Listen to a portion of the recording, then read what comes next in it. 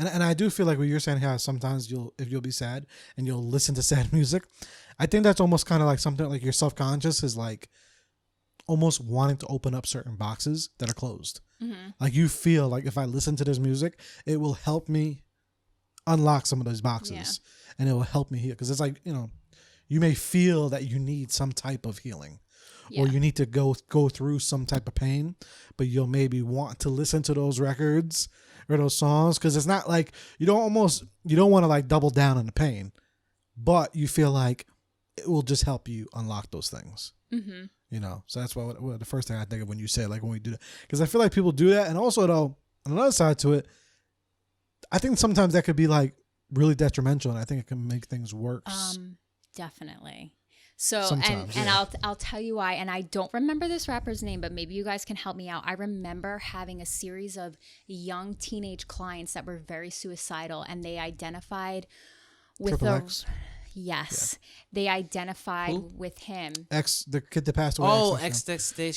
He committed suicide, did he not? No. He got shot. He got shot. But his songs his were music suicidal. his music was very suicidal. And kids like 11, 10, 13 were really like falling in love with this kid. Like, I know some friends that love. Yeah, me too. You know what I'm saying? And they identified with them, which is it. Okay, that part's great. I get it. You feel alone. This person's saying they're alone too. You feel like you have a connection. But with like young kids like that, when they're impressionable, they think that suicide's their only way out, or they think, and now also on top of it, they idolize you.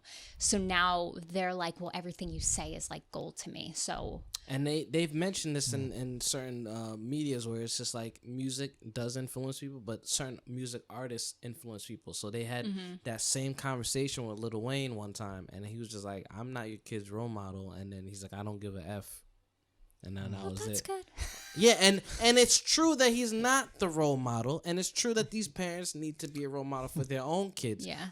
And you're supposed to teach them like this is, you can idolize who you want, but I'm gonna break it down to you on what someone that has great leadership qualities. If you don't explain that to your kids, they're gonna see that as a sense of leadership and a sense of something to idolize. You know what I'm saying? Because what's happening is because I can relate to it, I begin to idolize.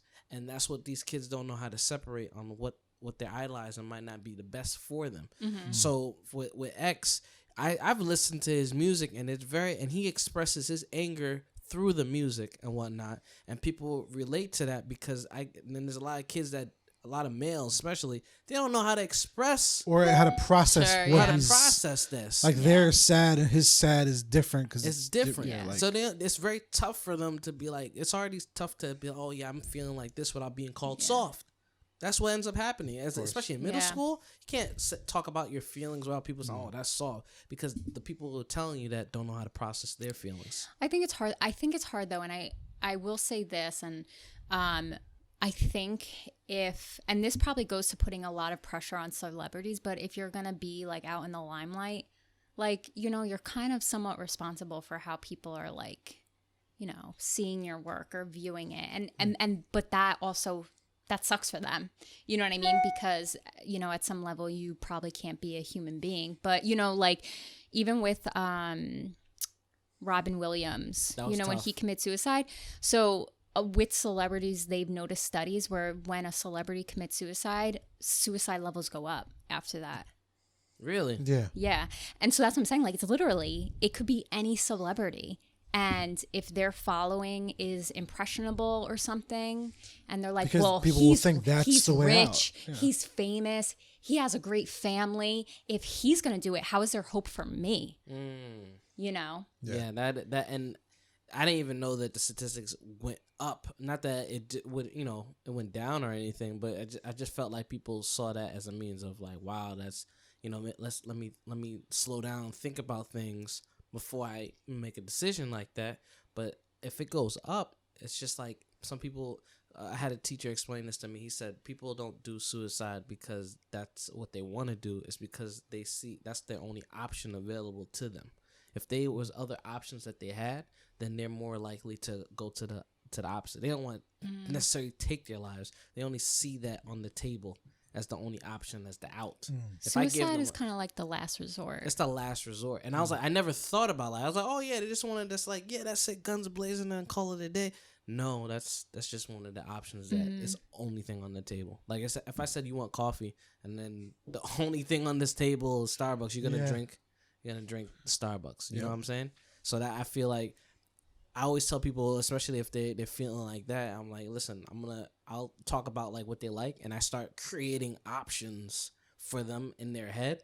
And then like, yeah, definitely try that. And I just keep throwing more. The more options I throw, and you'll see that with negotiators who talk to the people who are like on the edge and whatnot, they give them so many options before they do anything.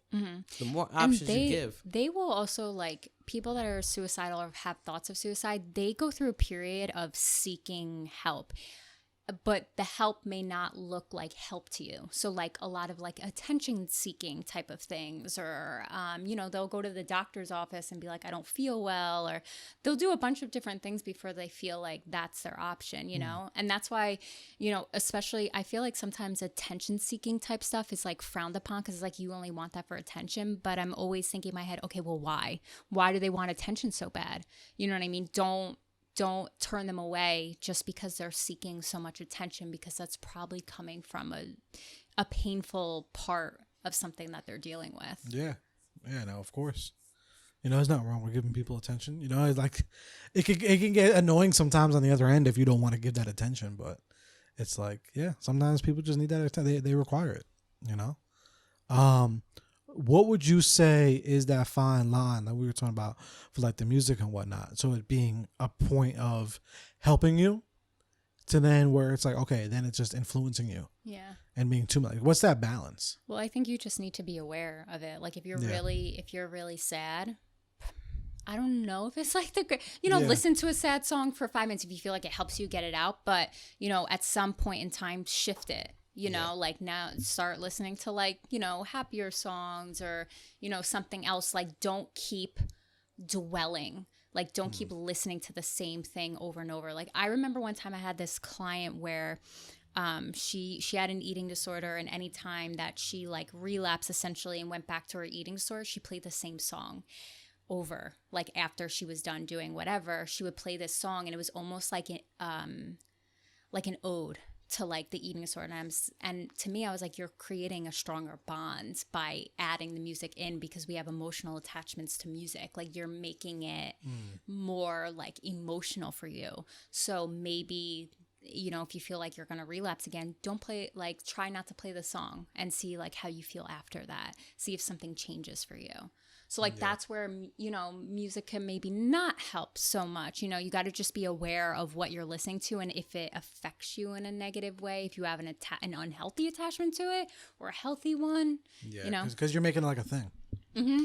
You're making it like a thing, like a whole, especially in it too. And if like, I feel like if you almost have like an addictive personality, you're just going to keep chasing that thing, and you don't realize that's like just feeding the fire. Or it's like, you hear this, like, if you like smoke marijuana and stuff, but you have that song you always listen to when you smoke marijuana, you know what I mean? Like you're creating that emotional attachment to like smoking weed. And I know that, people that, this was like in the earlier times when I feel like, marijuana was illegal and it was less like, you couldn't do it as much. People would tell you to stop listening to the song that's attached because it's going to make you want to smoke the weed.